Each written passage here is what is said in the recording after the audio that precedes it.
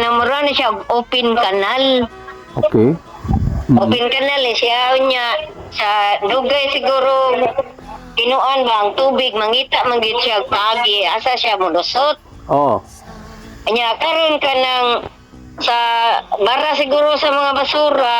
Mo na kung katong pagkusog sa uwan o katong bagyo baron ibaklo mo to nga ang iyang mga basura nasuna sa subdivision.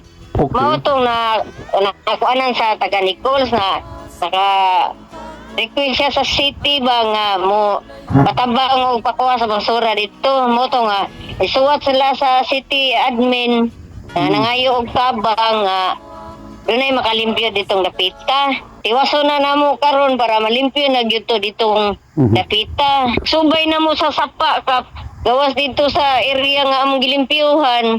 Napagiday mas daghan ba gyud nga basura nga naa dito sa unahan. Ug mudako ang tubig aw adto dito siya punta dito sa likod sa Nichols. Kay may laing kalutsan. Kaning mga basura posible anang labay ani taga isa din naara diya sa mga daplin sa mga sa sapa o naapo dito sa bukid. O kuan siya ka ang ato amang gudala ka kung naam gyud siya yung mga balay-balay. Gawas sa kanang mga bilit kay dagko naman kay na ilaha mga pader. Siguro naam gyud mga kanang squatters diya sa unahan sa Nichols Cup ba. Na may mga balay dito nga mga kuan nya na katong nga portion cup amo nang naabtan dito mura siya nahimuan na siya nga dumping site. Kay among nakitaan gahapon dito mga sinako na mga itong gilabay dito sa may sapa.